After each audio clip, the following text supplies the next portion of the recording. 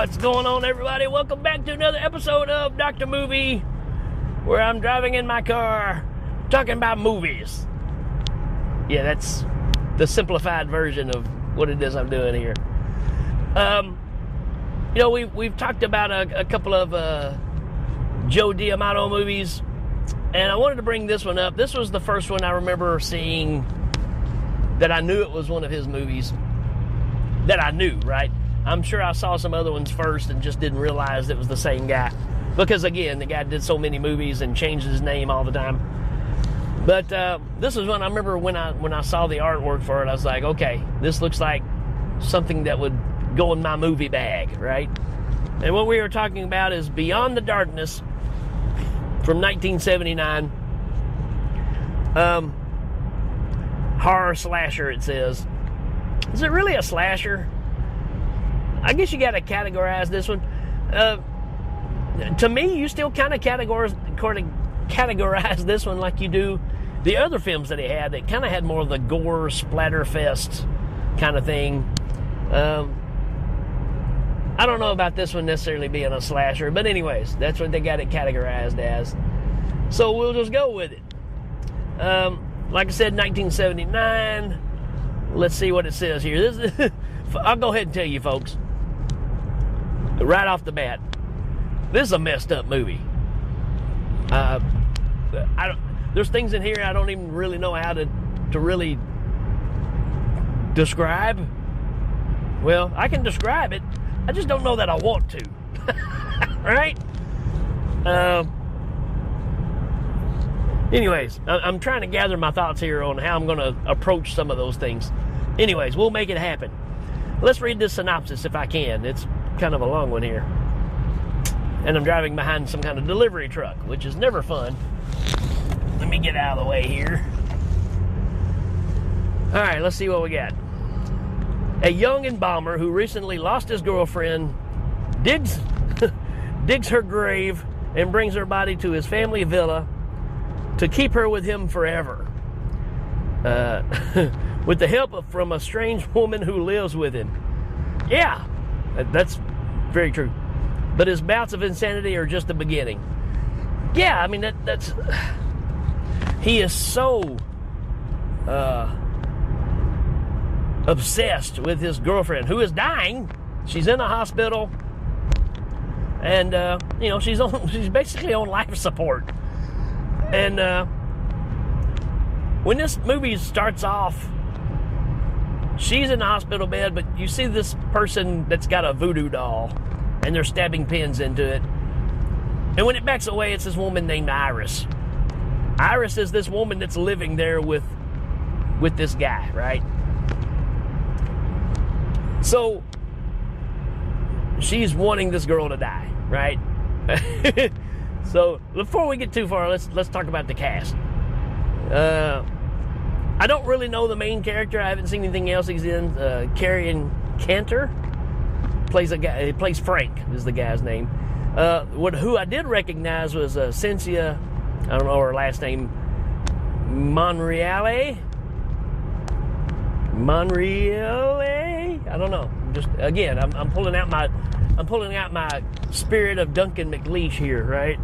Trying to read this name. Anyways, all you need to know is if you saw The Beyond, which I talked about early on in this series, not this series, but in Dr. Movie, she's Emily, the girl that shows up that's got the messed up eyes and all that stuff. So it's that lady in this movie. And then we talked about the lady Iris, who is Franca Stoppi, which she's in a bunch of smutty movies, right? Which being in a D'Amato movie makes total sense, right? She's in a bunch of like nunsploitation kind of things. And so yeah, but like I said, she's stabbing this little voodoo doll to kill off Emily, or not Emily, but the lady. I can't think of her name right now. And because she's only in the movie just for a little bit. But anyways, the boyfriend shows up, and she's like, "Hey, I know I'm laying here and I'm dying, but I just want to make love to you one more time before I leave." And I'm like, really? That's what's on your mind? Because you're dying, There's probably other things you want to make sure you got in line first. Just saying. Getting it on might induce the death, right? And sure enough, our main character climbs on top of the bed and starts smooching on her, and then all of a sudden she redlines. And that's it for our main character. And the strange thing about this, they're having the funeral for her, and beforehand, they're at the funeral home. I'm gathering. I don't know the cultural aspect of how they do things. It seemed like it's obviously a funeral home of some sort. And our main character goes and basically injects her with something, almost like an embalming kind of thing to stabilize her. Now, I don't know if things are just different there, but obviously here in America we embalm and everything before we bury them. Why they didn't do it here? Is this an Italian thing, or is it just because of this movie, right? Because they didn't do any of the normal stuff for her body to prepare for burial. But anyways, the Undertaker there sees the boyfriend in there and gets to watching, and he notices that he injects her with this stuff. So something's definitely up, right? And that leads to kind of what happens in the rest of the movie. Obviously, they have the funeral. He comes back later. He digs her up, takes her body, brings it home, picks up a hitchhiker on the way because, you know, that's just what you do. And she's a stoner, right? This is 79. So she's like, hey, if you'll give me a ride, I'll, you know, let you smoke some of my stuff, and, you know, we'll have a good time or whatever. And, you know, you get this cool scene where obviously he's got a dead body in the back of the truck. And the road is rough, and the little sliding window behind your head in the truck opens up, and his girlfriend's hand kind of sticks out. Of course, the other girl's stoned and kind of doing her own thing, not paying attention, so he's trying to make sure she don't see the hand, you know. So you got all that stuff going on. And she ends up like passing out in the truck, so he just drives on to his own house. Now, he comes from a wealthy family, right? I think his parents are both dead, and that's the reason he's got Iris there. She's like the caretaker. I don't know if she worked for his parents before, but there is a weird relationship between Iris and our main character here.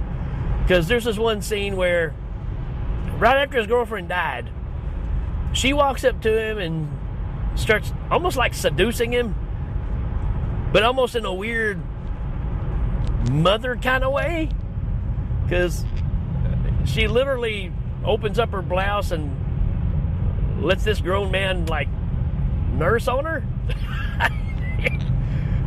Yeah. So yeah, there's things in this movie I'm like, what are we doing here, right? So there's that part, and then there's another part where after he gets the body to the house and stuff, and he like lays her in a bed,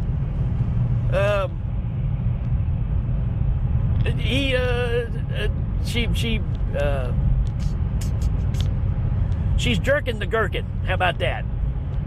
So this woman that's obviously a bit older just comes in and reaches down in his pants and lends him a hand. And again, I'm just going, what is going on here, right? Obviously, she's got some kind of power over our main character here of some sort, right? Because she's using all these sexual things to keep a grip. And again, it seems like this woman's been in this house his whole life, so she's probably been manipulating him since a kid. And really, you find out that her whole plan, I think that she was involved with the deaths of the parents, and her plan is to marry this guy and get the estate. That's really what's going on here, and she's willing to do whatever to do it, and she's doing whatever it takes to do it, and even knocking off his girlfriend and sexually manipulating this guy, because there's even a scene where I think he even agrees to marry her. And she has this big to-do, right? She has all of her family come over and they're having this big dinner. And I think at that point he realizes what's going on, how he's being used, and things get kind of ugly there.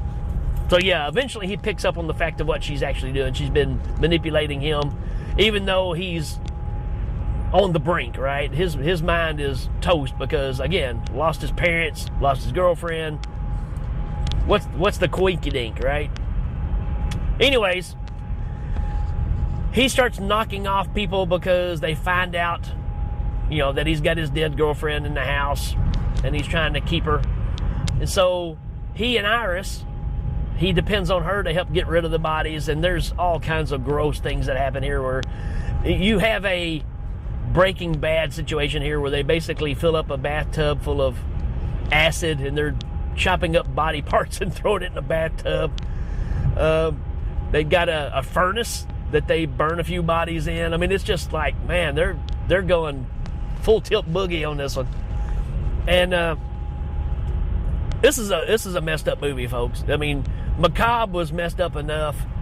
This one's right there with it, man. And the effects are pretty astounding.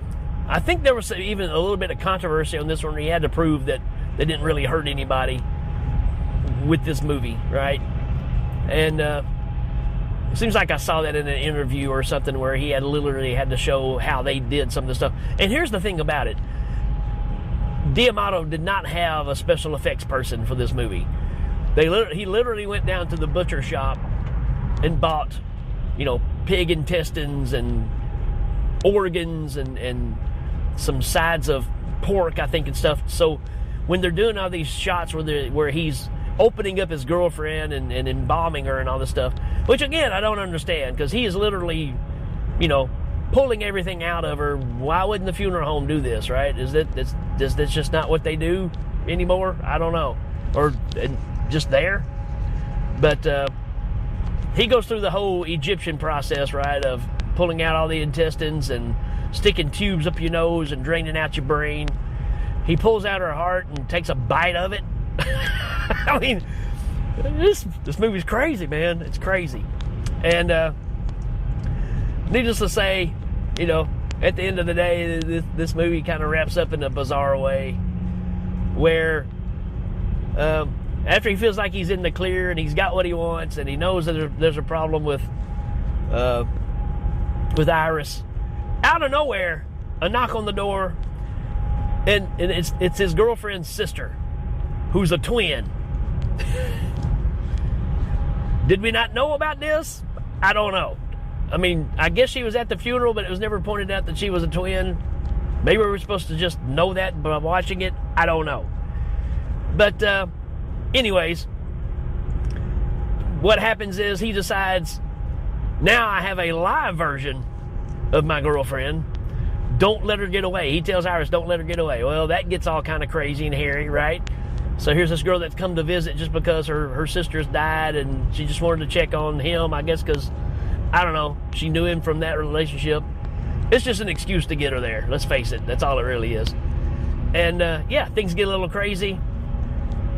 And I don't know how much more of this I want to give away because it's got a pretty decent ending that, I don't want to give it away. But this is on Tubi. So, by the way, you can check this out along with the other D'Amato movies that we've brought up from our listener request. But I just felt like this one belonged with it. And so, yeah. And the other thing, too, is that, like I said, this undertaker sees him doing this processing, with putting the syringes in and juicing her up.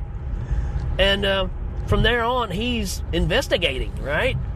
He's literally sneaking into the dude's house and seeing. And this guy is he's a taxidermist, right? He's been working on animals and all this stuff. So he knows what he's doing, right? He's not just saying, he didn't Google how to embalm somebody. He actually has a background in this. So that kind of ties into his abilities, right?